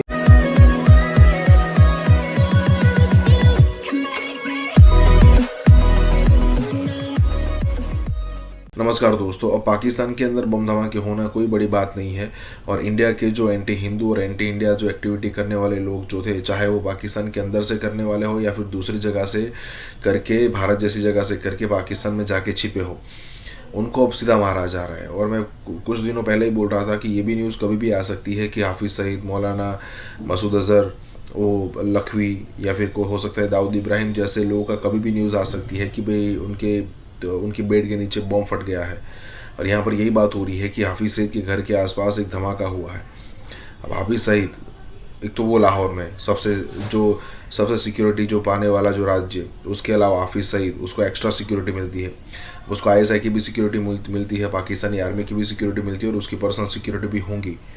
इतनी सारी चीज़ें होने के बावजूद भी उसके आसपास, अब देखिए उसके आसपास वाले जो लेफ्ट एंड राइट हैंड वाले तो कई सारे लोग मारे गए हैं, ये बचा है। इसके आसपास बम धमाका होना मतलब ये बहुत बड़ी बात है। रॉ का अच्छा खासा यहाँ पर इन्फ्लुएंस हो चुका है। इसी के साथ ये वीडियो शुरू करते हैं। हाफिज सईद के घर के बाहर धमाका हुआ है। हाफिज सईद को फिलहाल गिरफ्तार किया हुआ है, नजरबंद किया हुआ है। हाफिज सईद के घर के बाहर धमाका होने का मतलब क्या है? ये पाकिस्तान के लिए कितनी खतरे की बात है? हाफिज सईद गिरफ्तार है या नजरबंद है? अच्छा, बाज़ इत्तलात के मुताबिक जिस जगह धमाका हुआ हाफिज सईद वही नजरबंद है। और बाज़ इत्तलात के मुताबिक उनको किसी खुफिया मकाम पे मुंतकिल किया गया है, क्योंकि एक ऐसी पर्सनैलिटी है इनकी लोकेशन डिस्क्लोज नहीं की जा सकती। इतना बड़ा सवाल उठा दिया है कि इतने सिक्योरिटी एहलकार होने के बावजूद एक मोटरसाइकिल वाला 3 दफा वहां से गुजरा, किसने उसको रोका नहीं, बिलाखिर वही मोटरसाइकिल वाला फट गया। यानी एक बात तो इस औरत के बयान के मुताबिक साबित होती है कि यह खुदकुश हमला था, और जो तबाही हुई है उसके मनाजर में आपको यहां दिखा नहीं सकता। मेरे दिल में पता नहीं कहीं से बात आई कि यार ये अमेरिका जो है ना वो यार ये और ये रॉ मिलके ये अब पाकिस्तान को सबक सिखाने के लिए कुछ ना कुछ करेंगे, और वही करना हुआ। मैं तो चाहता हूं मेरे दिल की बात झूठी हो जाती। वो जनाब धमाका हो गया लाहौर में, इतने लोग जख्मी हुए, बेचारे कुछ शहीद भी हो गए। अच्छा, अब होता यह है नाजरीन कि हाफिज सईद के पीछे 2 एजेंसियां लगी हुई हैं, एक CIA लगी हुई है और एक रॉ लगी हुई है, दोनों का आपस में गठजोड़ भी है। ठीक हो गया। आप मुझे यह बताएं हाफिज सईद कितने अरसे से वहां पर रह रहा था? अच्छा, इससे पहले हाफिज सईद तो नजरबंद भी नहीं थे, ठीक है, वो तो खुलेआम जलसों में भी जाते थे, तब हमला क्यों नहीं किया गया? ये जिस रोज पाकिस्तान अमेरिका को अड्डे देने से इनकार कर रहा है, उससे अगले ही रोज ये धमाका हो जाना ये कोई इत्तफाक की बात थोड़ी है। अब पाकिस्तान को सबक सिखाने के लिए CIA और रॉ इनका गठजोड़ बन चुका हुआ है। मेरे मुंह में खाक, मैं नहीं चाहता मेरी बात दुरुस्त साबित हो, या अल्लाह मेरी बात गलत साबित हो। अब पाकिस्तान में दोबारा से एक दफा दहशतगर्दी को जन्म देने की कोशिश की जाएगी। अल्लाह ताला सलामत रखे हमारी पाक फौज को, अल्लाह ताला सलामत रखे हमारी ISI को। 2 तरह से प्रेशर बिल्ड किया जाएगा। एक तो पाबंदियां, ये बड़ी पुरानी बात है, अब की बात नहीं है। मैंने को 2-3 महीने पहले प्रोग्राम किया था, और मेरे प्रोग्राम में एक बहुत ही सीनियर सफारतकार ने आके कहा था कि भाई पाकिस्तान से अमेरिका अड्डे मांगेगा, तब ये बात भी नहीं हुई थी अड्डों वाली। और हाफिज सईद एक यूं कह लें कि एक तरह से टेस्ट केस होगा हमारे लिए। हमें ये देखना होगा कि इसके पीछे एग्जैक्टली कौन है, इनके हैंडलर्स पाकिस्तान में क्या हैं। हमारी सिक्योरिटी एजेंसीज एक्टिव हो चुकी होंगी। लाहौर में बड़े सालों के बाद कोई वाकया हुआ है नाजरीन, और ये छोटा वाकया नहीं है। किसी की रेजिडेंशियल प्लेस पे जाके, और हाँ सिक्योरिटी पे सवाल उठते हैं, उस पर तो मैं सवाल उठाऊंगा, चाहे वो वहां पे जो भी था, वहां पे किसी भी एजेंसी का आदमी वहां पे सिक्योरिटी का फराज अंजाम दे रहा था। मुझे लगता है गफलत है, ये एक बात मुसल्लम है। जो लाहौर में एक ब्लास्ट हुआ, उस ब्लास्ट की जो सिग्निफिकेंस है, जो अहमियत है, वो बढ़ गई है, क्योंकि उस ब्लास्ट के हवाले से ये कहा जा रहा है कि जो कालिदम लश्कर तैयबा जो है उसके जो लीडर हाफिज सईद हैं, उनकी रहायश वहां पे थी। दिया हुआ है, ऑब्वियसली भारत के हवाले से वो बड़े हाई प्रोफाइल टारगेट है कि माजी में ये जिहाद वाली और कश्मीर के अंदर जहाद करने की वो सारी बैकफायर कर गई, और वो जो चीजें हमारे लिए हम एसेट समझते थे वो सारी लायबिलिटी बन गई।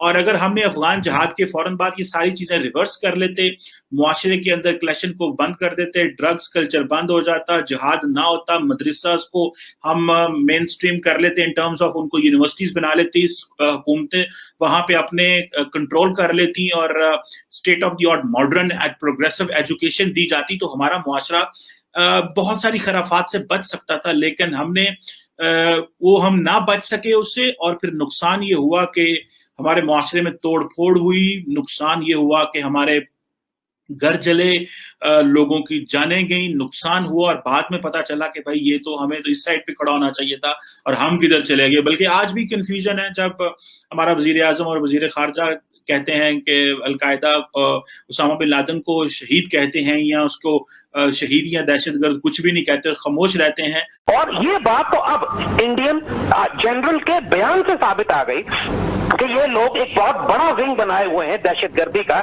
जिसका काम पाकिस्तान में दहशतगर्दी करना है। दहशतगर्दी किधर हो रही है? दहशतगर्दी TTP के जरिए हो रही है, बलूचिस्तान लिबरेशन आर्मी के जरिए हो रही है, और कराची में हो रही है। और ये तीनों वाकयात, ये सारी इंसर्जेंसीज और बगावतें और अर्बन वॉर और 4th जनरेशन वॉर, ये सब कुछ वो है कि जो हम इतने बरस से ये बात कह रहे थे कि पाकिस्तान के अंदर हालात को खराब करके इंडिया अपनी कोल्ड स्टार्ट मिलिट्री डॉक्ट्रिन को अप्लाई करेगा। यानी जैसा मशरकी पाकिस्तान में इन्होंने किया था कि मुक्ति बानी के गुंडे और दहशतगर्द भेजकर पहले पाक फौज को फंसाया, उसके बाद चारों तरफ से फौजें लेके अंदर दाखिल हो गए। ये S-400 इंडिया को डिलीवर हो चुका है, और S-500 सुना है कि डिलीवर हो सकता है, क्योंकि रशिया के जो प्रेसिडेंट हैं पुतिन वो इंडिया आ रहे हैं। अब S-500 जो है वो एक जारी बात ये surface to air missile system है और ये इंटरसेप्ट कर सकता है इंटरकॉन्टिनेंटल बैलिस्टिक मिसाइल को इंटरसेप्ट कर सकता है, हाइपरसोनिक क्रूज मिसाइल्स को और एयरक्राफ्ट्स को भी ये कर सकता है। 500 कोई आम दिफाई निजाम नहीं है, S-500 एक बहुत ही शानदार निजाम है। तो जनाब वाला ये खबर ये है, India likely to be the first customer of S-500 missile defence system Russian deputy PM. अब जो ये रशियन डिप्टी पीएम है नाज़रीन, इसका ये कहना है कि भारत वो पहला मुल्क हो सकता है जो कि रूस का बना हुआ S-500 डिफेंस सिस्टम यानी कि ये मिसाइल डिफेंस सिस्टम है वो खरीदे। और भारत को काफी ज्यादा चाइना से थ्रेट रहता था। अब भारत के पास S-500 मिसाइल सिस्टम आएगा तो आप देखिए कि किस तरह भारत जो है चाइना, पाकिस्तान और तालिबानों को थ्रेट करेंगे। और अमेरिका भी किसी तरीके से रशिया के ऊपर ना ही भारत के ऊपर पाबंदी लगाएगा, क्योंकि S-500 मिसाइल सिस्टम अगर भारत को मिलता है तो ये अमेरिका के फायदे में है। एक तो भारत इस मिसाइल सिस्टम का इस्तेमाल पाकिस्तान के खिलाफ करेगा, दूसरा चाइना के खिलाफ करेगा, तीसरा तालिबानों के खिलाफ करेगा। तो ये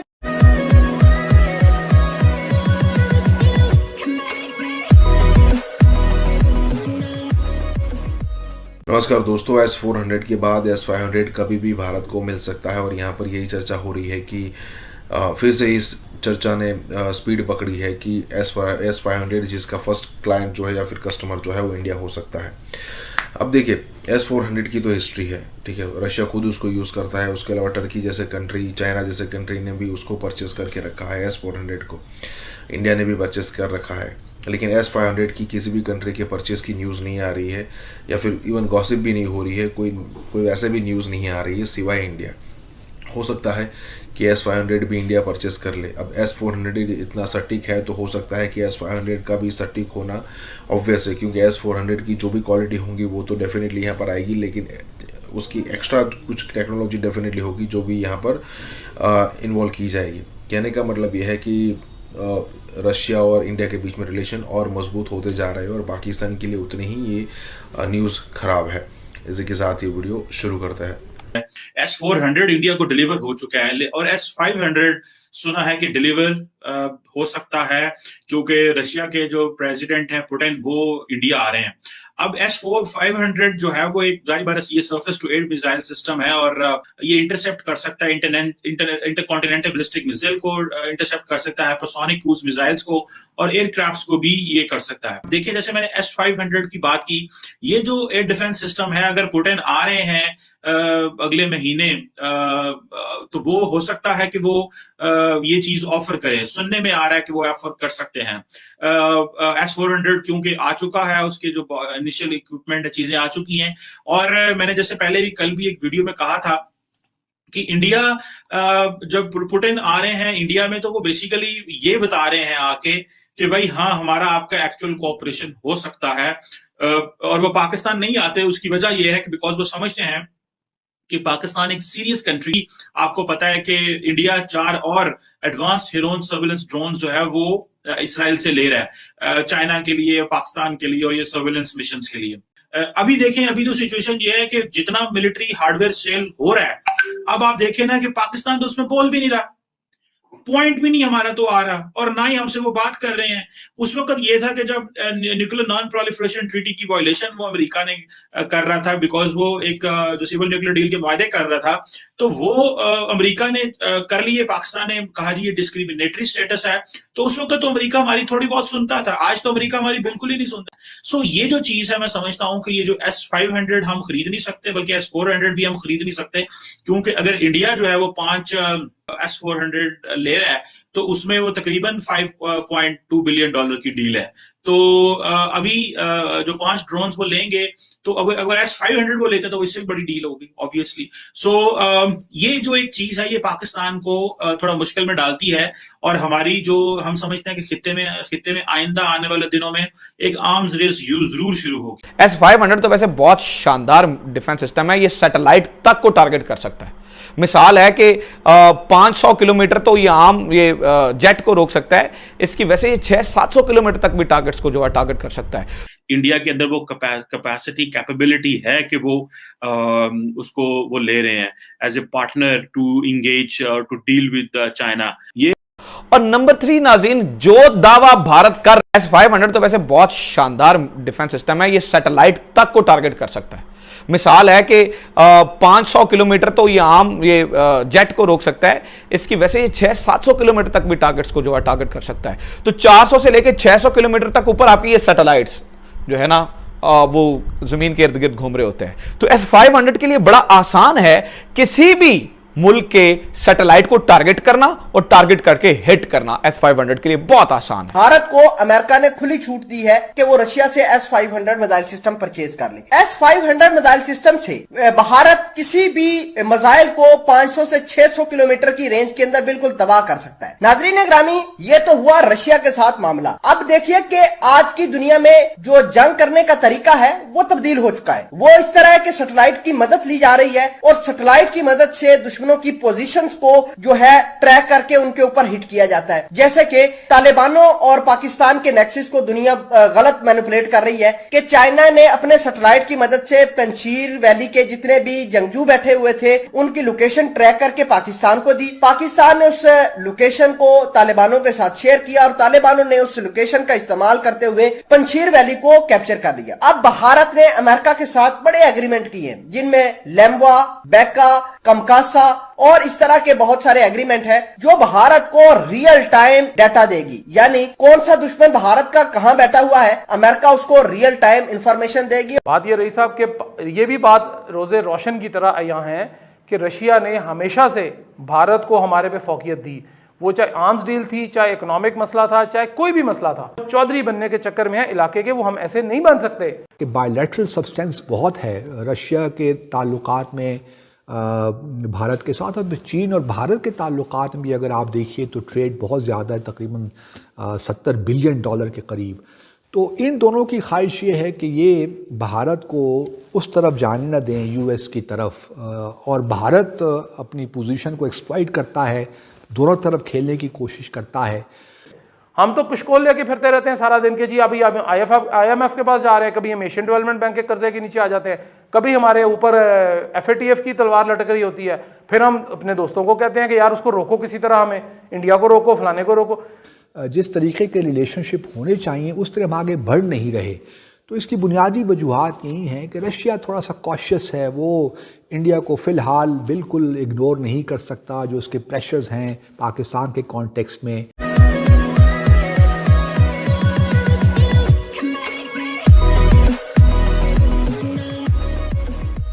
नमस्कार दोस्तों, अब पाकिस्तान को कई बार लगता है कि भाई ठीक है इंडिया अमेरिका की तरफ झुक रहा है तो हमें रशिया की तरफ जाना चाहिए, और रशिया के लिए भी एक नॉर्मल स्टांस है कि इंडिया जो उसका इतना सालों का दोस्त है, अगर मान लीजिए कि वो यहाँ पर अमेरिका की तरफ टिल्ट करता है तो रशिया की भी डेफिनेटली चाल यही होगी कि भाई इंडिया का जो दुश्मन है उसके साथ थोड़ा थोड़ा एंगेजमेंट बढ़ाया जाए, क्योंकि इंडिया जो है वो रशिया के दुश्मन के साथ एंगेजमेंट बढ़ा रहा है। तो ये सारी चीज़ें तो एकदम नॉर्मल है जियोपॉलिटिक्स को अगर आप जानते हो, लेकिन फिर भी जिस तरीके से पाकिस्तान को रिस्पॉन्स मिलना चाहिए बाय रशिया वो मिल नहीं रहा है। और वही चीज़ है यहाँ पर कि रशिया भी मजबूर हो जाता है कई बार कि भाई नहीं, हम यहाँ पर चाल तो चल रहे हैं लेकिन पाकिस्तान के साथ उतना सेट नहीं हो रहा है, क्योंकि आप सबको पता होगा कि 1978 के आसपास अफगानिस्तान के अंदर रशिया आया था और फिर 8-10 साल के बाद उसको वापस जाना पड़ा था। जो वापस जाना पड़ा था ना, उसमें अमेरिका ने मदद की थी, लेकिन जो ज़मीन यूज़ हुई थी ना वो पाकिस्तान की ज़मीन थी, और पाकिस्तान उसको मतलब आज भी याद करता है कि रशिया के टुकड़े करने में पाकिस्तान का बहुत बड़ा हाथ था। कहने का मतलब ये है कि ये जो घाव है ना पाकिस्तान द्वारा दिए गए रशिया को, रशिया कभी नहीं भूलेगा, और जिस टाइप का रिस्पॉन्स पाकिस्तान एक्सपेक्ट करता है बाय रशिया वो भी कभी नहीं मिलेगा। इसी के साथ ये वीडियो शुरू करते हैं। गोली बंदूक की बात आती है तो रूस भाई बहुत अच्छे होते हैं, लेकिन जब अवाम की बेहतरी की कोई बात आती है तो रूसियों को हम पाकिस्तान में घुसने देने के कायल नहीं है। ये क्या सेंस है यार, ये जरा मुझे समझाएं। तो पहली बात ये है कि हम हर मर्तबा अपना मसला हल करने के लिए किसी गैर मुल्की कुव्वत को क्यों देखते हैं। वो अपनी उनके जो मफादात हैं उसको पहले आगे रखते हैं, उसके बाद वो अगले मुल्क के साथ अपना एग्रीमेंट करते हैं, फिर वो देखते हैं कि हमें इसमें क्या फ़ायदा होगा। उसमें उनका फायदा तो है ही है पाकिस्तान से। पाकिस्तान ऑब्वियसली बहुत ज़्यादा इंपॉर्टेंट है, उसकी जियो स्ट्रेटेजिक इंपॉर्टेंस भी है, जियो पॉलिटिकल इंपॉर्टेंस भी है और जियो इकोनॉमिक इंपॉर्टेंस भी है, जब से खास तौर पे CPEC का हुआ है। लेकिन हम एक एक करके हम आहिस्ता आहिस्ता अपनी गलतियों की वजह से ये तीनों को हमने पीछे धकेल दिया और हम जो है वो चौधरी बनने के चक्कर में है इलाके के, वो हम ऐसे नहीं बन सकते। हम तो कुशकोल लेके फिरते रहते हैं सारा दिन के जी, अभी IMF के पास जा रहे हैं, कभी हम एशियन डेवलपमेंट बैंक के कर्जे के नीचे आ जाते हैं, कभी हमारे ऊपर FATF की तलवार लटक रही होती है, फिर हम अपने दोस्तों को कहते हैं कि यार उसको रोको किसी तरह, हमें इंडिया को रोको, फलाने को रोको। रईस साहब, ये इसी सूरत में मुमकिन है कि हमारे तमाम मुल्कों से बशमूल America, Russia, China, Turkey, Malaysia, even Afghanistan, even India का मैं नहीं कहता, उसकी वजह यह है कि इंडिया से हमारे ताल्लुकात दुरुस्त नहीं हो सकते। उसने बास कभी भी नहीं आना पाकिस्तान के खिलाफ, पाकिस्तान के आइन के खिलाफ, पाकिस्तान के शहरियों के खिलाफ ये काम करना, वो कब हमें माफ़ी देते हैं? सदर पुतिन ने आना था, लेकिन बाद में वो शायद भारत के प्रेशर में सदर पुतिन नहीं आए, तो उन्होंने फिर सर्गी लावरोव जो उस वक्त भी फॉरेन मिनिस्टर थे उनको भिजवा दिया था पाकिस्तान। तो इससे आपको ये बात बखूबी मालूम हो जानी चाहिए और कि क्यों क्या क्या प्रेशर्स हैं पाकिस्तान और रशिया के ताल्लुकात के हवाले से। आप देखिए ये भी कि सदर पुतिन या उससे पहले वज़ीर आज़म भी रहे पुतिन, उन्होंने आज तक पाकिस्तान का दौरा नहीं किया। गो के बहुत दफ़ा हमने उनको बुलाया, हमारे तकरीबन सारे हेड्स ऑफ गवर्नमेंट या हेड्स ऑफ स्टेट मॉस्को का दौरा कर चुके हैं, चाहे वो परवेज़ मुशर्रफ साहब हों हालिया तारीख़ में, नवाज़ शरीफ साहब हों, बेनज़ीर साहिबा हों, बल्कि अभी इमरान ख़ान साहब भी होके आए। रूस यकीनी तौर पे ट्रेडिशनली भारत का दोस्त रहा है, हम सब जानते हैं, और UN सिक्योरिटी काउंसिल से लेके हर मल्टीलैटरल फोरम में भारत को पहले सोवियत यूनियन की और फिर रूस की सपोर्ट हासिल रही है। अभी भी आप देखिए तो रूस S-400 जो मिसाइल डिफेंस सिस्टम है वो 5 सिस्टम्स प्रोवाइड कर रहा है और इस साल के आखिर में ये मामला शुरू हो जाएगा।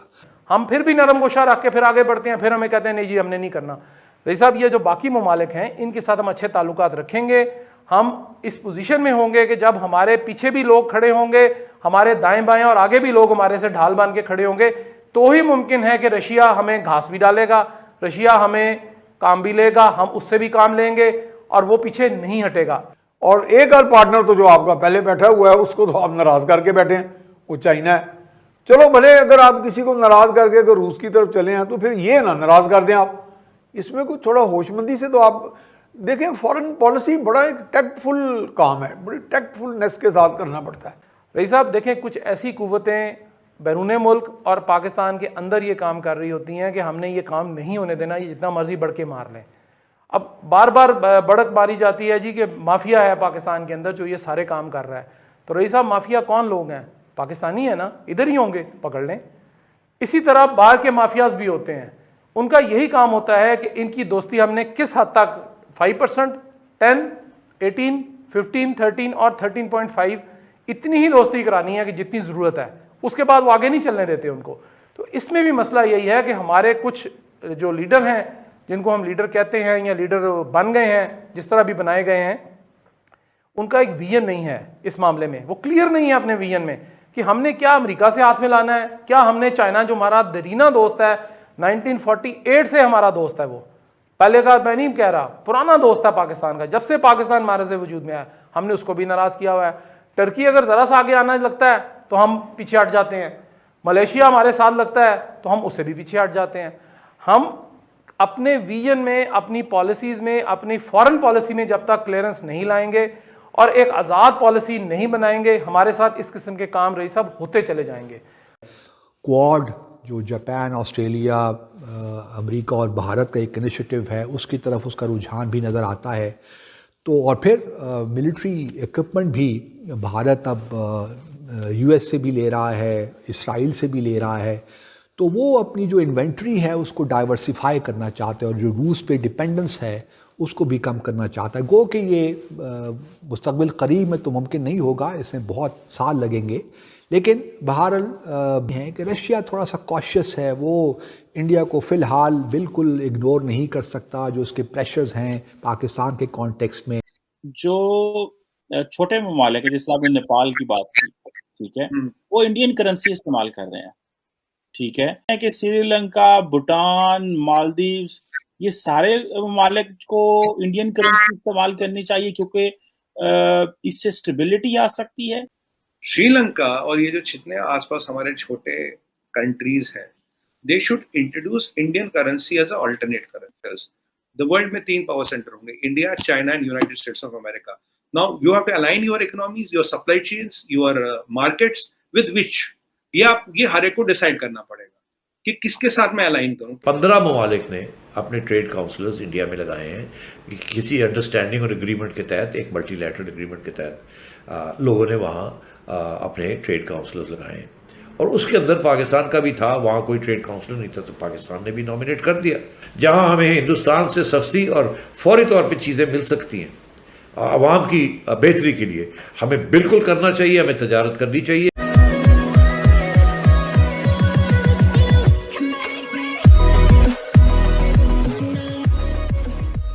नमस्कार दोस्तों, अब कोई भी कंट्री मजबूत तब होता है जब कई सारे पैमाने होते हैं उसके, जैसे कि पहले इकोनॉमिकली स्ट्रॉन्ग हो, उसके बाद डिफेंस वाइज स्ट्रॉन्ग हो, उसके बाद वहाँ की जनता को सुख सुविधा मिलती हो, जो बेसिक सुविधाएं मिलनी चाहिए वो मिलती हो, और भी कई सारे फैक्टर्स हैं। लेकिन उसमें साथ ये है कि आपके कंट्री का इन्फ्लुएंस दूसरी जगह पर कितने बड़े लेवल पर चल रहा है, ये भी एक बात है। अब यहाँ पर यही बात है कि इंडियन करेंसी जो है उसको अब विस्तार किया जा रहा है और आसपास के जितने कंट्री है वहाँ से शुरुआत होगी, और तकरीबन 15 कंट्री है जो इंडियन करेंसी को यूज़ करते हैं। और सबको पता होगा कि म्यांमार हो, नेपाल हो, भूटान हो, शायद बांग्लादेश भी हो, वहाँ पर आप इंडियन करेंसी को यूज़ कर सकते हैं। मुझे एग्जैक्टली नहीं पता बांग्लादेश में कर सकते हैं या नहीं कर सकते, लेकिन उसके अलावा जो भी कंट्री मैंने बोले हैं, ज़रा देखिए, हम ये नहीं चाहते कि भाई कोई कंपटीशन नहीं है डॉलर के साथ, ठीक है, लेकिन यहाँ पर खुद की कंपटीशन खुद के साथ है। तो यहाँ पर यही बात हो रही है। इसी के साथ ये वीडियो शुरू करता है।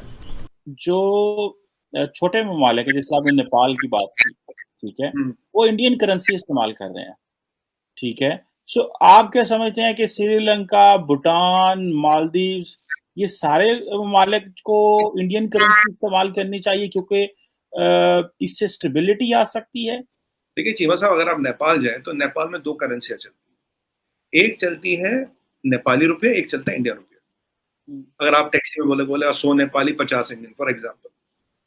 श्रीलंका और ये जो जितने आसपास हमारे छोटे कंट्रीज हैं, they should introduce Indian currency as a alternate currency. अपनी बंद ना करें, इंट्रोड्यूस करें, बिकॉज हमारी करेंसी स्टेबल है, हमारे पास foreign exchange reserve, we are internal consuming nation. हमारी करेंसी तब जाएगी जब जिस दिन दुनिया जाएगी, तब तक तो नहीं जाएगी। बट इनकी जो परिस्थिति हुई, इनकी जो सूरत हाल हुई है, you have to take a call between India's influence और चाइनीज कॉलोनी। 15 ममालिक ने अपने ट्रेड काउंसलर्स इंडिया में लगाए हैं कि किसी अंडरस्टैंडिंग और एग्रीमेंट के तहत, एक मल्टीलैटरल एग्रीमेंट के तहत लोगों ने वहाँ अपने ट्रेड काउंसलर्स लगाए हैं। और उसके अंदर पाकिस्तान का भी था, वहाँ कोई ट्रेड काउंसलर नहीं था तो पाकिस्तान ने भी नॉमिनेट कर दिया।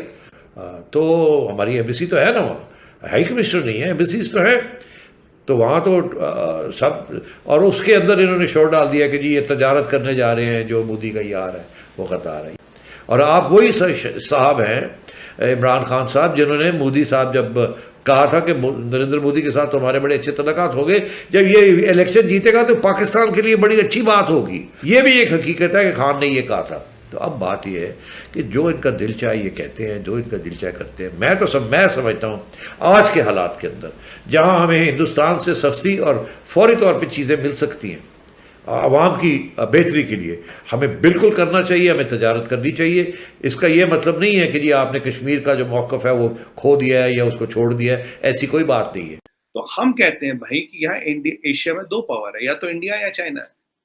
लॉन्ग रन में यू हैव टू, देखिए इकोनॉमिक्स में there is a concept, where do I align my economy align means market, supply chains. आपका फॉरेन एक्सचेंज रिजर्व तब भी डॉलर में रहेगा, हमारा तब भी डॉलर में रहेगा। बट जो आपकी ट्रेड है, जैसे कोविड आ गया, आप थोड़ा आइसोलेट हो गए, झटका नहीं ले पाए, राइट, आप झटका नहीं ले पाए। अगर आपकी आज मान लीजिए हमारा वहां पे एक स्ट्रेटेजिक 2-4 इंडस्ट्रियां वहीं से रॉ मटेरियल लेती, वहीं से बनाती, तो एक इतने बड़े मुल्क में वो कंज्यूम होता तो आपकी इंडस्ट्री चलती रहती ना। इंटरनल इकोनॉमी में अगर फायदा दिक्कत भी हो गई, चलते रहते ना। आज हमने बोल दिया चीमा साहब, कल परसों नहीं, around 15 days back Modi ji ने बोल दिया दुनिया में जिसको जितना वीट चाहिए हम देने को तैयार है फ्री ऑफ कॉस्ट।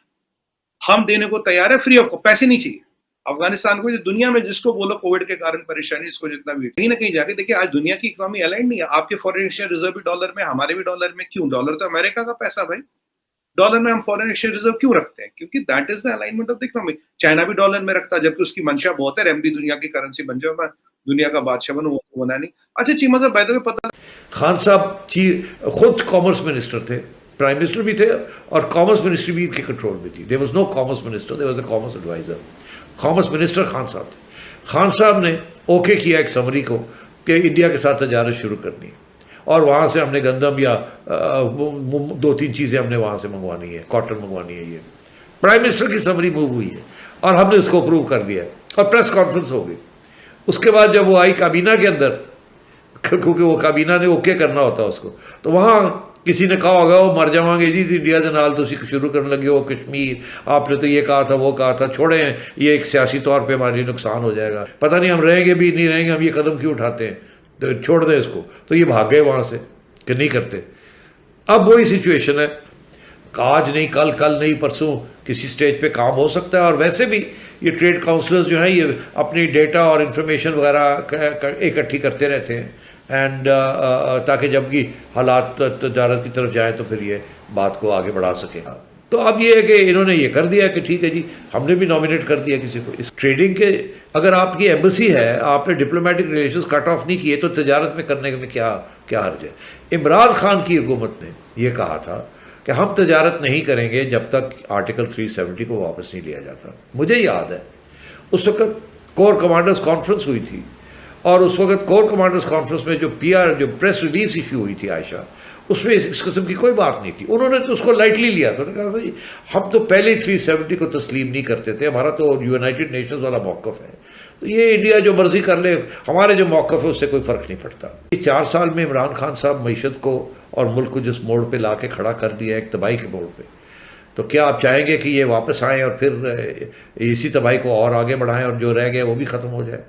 और दूसरी बात यह है कि अगर ये लड़ाई झगड़े शुरू हो जाते हैं तो IMF तो नहीं आई ना सऊदी अरेबिया आपको कुछ ढेला देगा, ना IMF कुछ देगी, आप बिल्कुल आइसोलेट हो जाएंगे। और इस लड़ाई झगड़े के अंदर, मार कुटाई के अंदर आप इलेक्शन में चले गए, 4-5 महीने आपके ज़ाया हो जाएंगे। कौन साइन करेगा IMF के साथ? कौन वो मुश्किल फैसले करेगा? कोई भी नहीं होगा करने के लिए। तो उस वक्त तक तो ये श्रीलंका की से भी बुरी हालत हो जाएगी। जो उन्होंने 6000 बंकर बनाए हैं बॉर्डर पे, और जो 8000 बंकर हैं वो वहां पे उन्होंने खुशियां मनाने के लिए नहीं बनाए, उनके मोटिव्स कुछ और हैं। आपको सरप्राइज देंगे वो बड़ी जल्दी। मोदी साहब कहीं नहीं जाएंगे।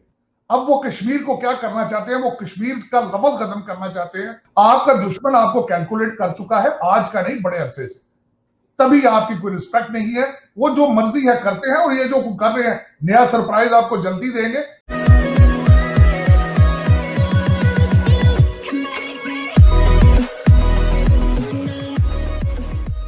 नमस्कार दोस्तों, अब यही बात हो रही है कि भाई भारत कभी भी सरप्राइज़ दे सकता है पाकिस्तान को। अब सरप्राइज़ इस लेवल की यहाँ पर बात है कि POK वाली सिचुएशन है, मतलब उसको कभी भी कब्जा कर सकता है इंडिया। अब सबसे महत्वपूर्ण बात यहाँ पर यह है कि पाकिस्तान को ये चीज़ नोट करनी चाहिए कि क्या किसी एरिया में पाकिस्तान के अंदर सिविल वॉर वाली सिचुएशन क्रिएट हो रही है कि अंदर अंदर, मतलब कि पाकिस्तानी जनता versus Pakistani police versus Pakistani army, ऐसा कुछ हो रहा है। अगर हो रहा है तो उनको समझ जाना चाहिए कि यहाँ पर हमारा ध्यान डाइवर्ट किया जा रहा है। पहले हमको खोखला किया जाएगा, उसके बाद हो सकता है कि इंडिया POK और GB पर अटैक करके उसको कब्जा कर ले, गिलगित बाल्टिस्तान, GB मतलब। तो हो सकता है कि ऐसी चीज़ें हो सकती है। और इंडिया के लिए भी यही चीज़ है कि पाकिस्तान जितना इकोनॉमिकली बैकफुट पर आता है वो अच्छा है, जितना बर्बाद होता है वो अच्छा है। और उसके अलावा एक चीज़ और है यहाँ पर कि सिविल वॉर अगर चलती है ना पाकिस्तान की, तो वहाँ पर सारे लोग बिजी होंगे और इंडिया यहाँ पर बहुत ही आसानी से जो POK है वो कब्जा कर लेगा। तो यहाँ पर यही बात हो रही है कि भारत कभी भी सरप्राइज दे सकता है। इसी के साथ ये वीडियो शुरू करता है। जिस तरह के आपको पता है कि नरेंद्र मोदी साहब जो हैं वो कश्मीर में फुली एक्शन में हैं, क्या हमारी कोई फॉरेन पॉलिसी भी है, या कि हम जो इंडिया करता है उसके रिस्पांस में ही सारे एक्शन करते हैं? How do you see this entire situation Tarar साहब? देखिए, मैं एक तो इस पे बताऊंगा, आपको बताना चाहूंगा कि हम वाशिंगटन DC में what we are thinking about it, कि what happened in India, what is this Kashmir conflict. है तो एक PR शो है, लेकिन ये PR शो क्यों किया गया? हमारे पाकिस्तान मीडिया ने भी, हमारी फॉरेन पॉलिसी ने भी उसमें अपना सही रोल अदा नहीं किया।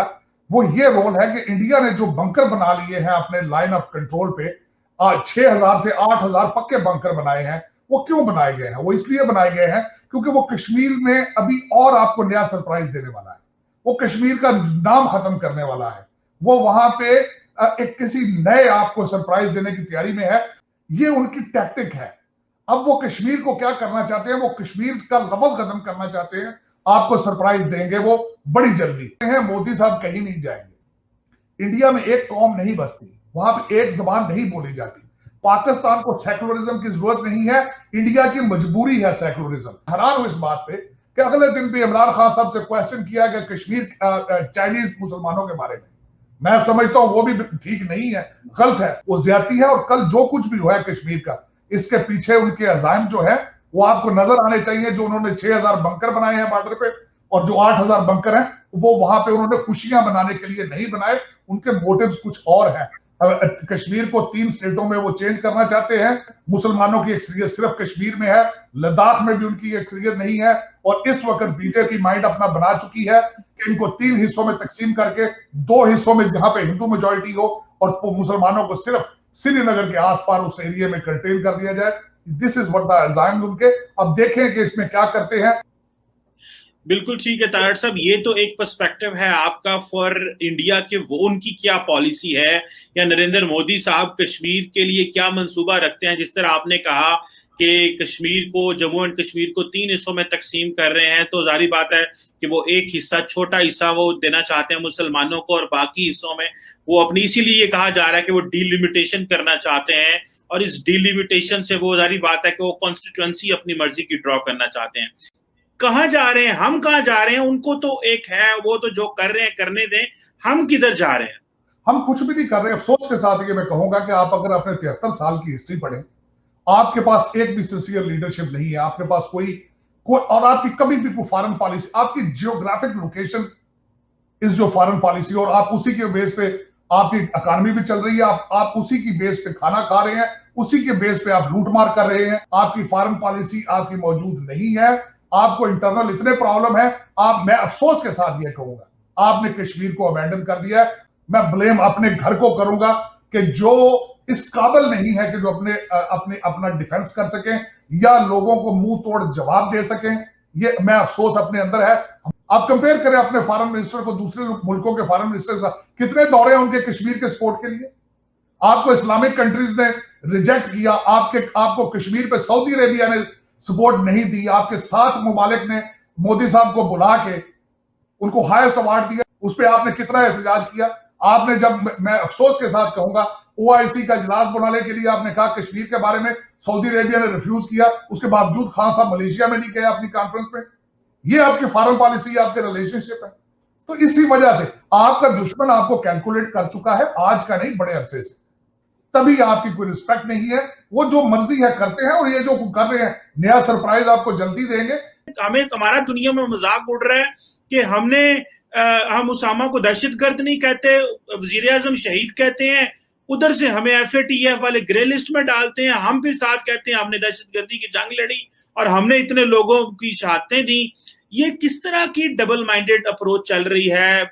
इस सदी में भी इतना कुछ करने के बावजूद मैं ब्लेम करूंगा कि ये हमारे फॉरेन पॉलिसी और FATF के ऊपर आज जो कुछ हुआ है, आपकी फॉरेन पॉलिसी को फुकदान है। कश्मीर पॉलिसी में आपकी फॉरेन पॉलिसी का फ्लेवर है। आपके फलस्तीन पे जोर था आपका, कश्मीर को आप नेग्लेक्ट कर चुके हैं। और इसमें चीमा साहब सिर्फ आपकी फॉरेन सर्विस, आपकी गवर्नमेंट नहीं है। मैं ब्लेम करूंगा आपके मीडिया ने भी कश्मीर को बुला दिया है। आज कोई भी एंकर कश्मीर का नाम लेकर राजी नहीं है, कोई प्रोग्राम करके राजी नहीं है। उस पर अफसोस, जितना अफसोस किया जाए वो कम है। 25 अरब रुपए का हमजा, आज की मैं आज का मैंने न्यूज टीवी खोल के देखा कि हमजा शहबाज शरीफ ने कहा कि 25 अरब रुपया अकाउंट में, मेरे ख्याल में, मुझे पता ही नहीं कौन जमा करा गया। तो मैं अमेरिका बैठा हूं। वो तो बहुत सोशल मीडिया में वायरल हो गया कि मतलब ये बताए कि हमें इस तरह का सुकून चाहिए। लोग मजाक कर रहे हैं कि जनाब ये किसके, हमारे साथ तो ऐसे नहीं होता। नहीं चीमा साहब, ये फ्यूचर प्राइम मिनिस्टर है। ये हमारा बादशाह है फ्यूचर का, क्योंकि अकबर बादशाह का लड़का है। ये अकबर बादशाह का लड़का है। इसने फ्यूचर प्राइम मिनिस्टर या चीफ मिनिस्टर बनना है। और देखें फिर हम यहां ना पहुंचे तो किधर जाएं फिर। तो आप फॉरेन पॉलिसी की बात कर रहे हैं 25 अरब रुपए का, उसे पता ही नहीं कि मेरे अकाउंट में कहां से आ गया। तो फिर आप कश्मीर की बात करते हैं, तो उसको कंट्रोल करने वाला वो और रियासत मदीना सुनाया जा रहा है बंदा, और अकाउंटेबिलिटी को पता ही नहीं उसको कि क्या करना, क्या एक सिंगल पेनी रिकवर नहीं हुई। और मैं हैरान होता रहता हूं कि शाम को लोग सोते किस तरह है। लोग दिन दिहाड़े चैनलों में बैठ के झूठ बोलते हैं और शाम को घर जाके सो जाते हैं। मेरी समझ से बात, मैं अभी तक कंफ्यूज हूं यहां बैठ के कि what is going on in Pakistan.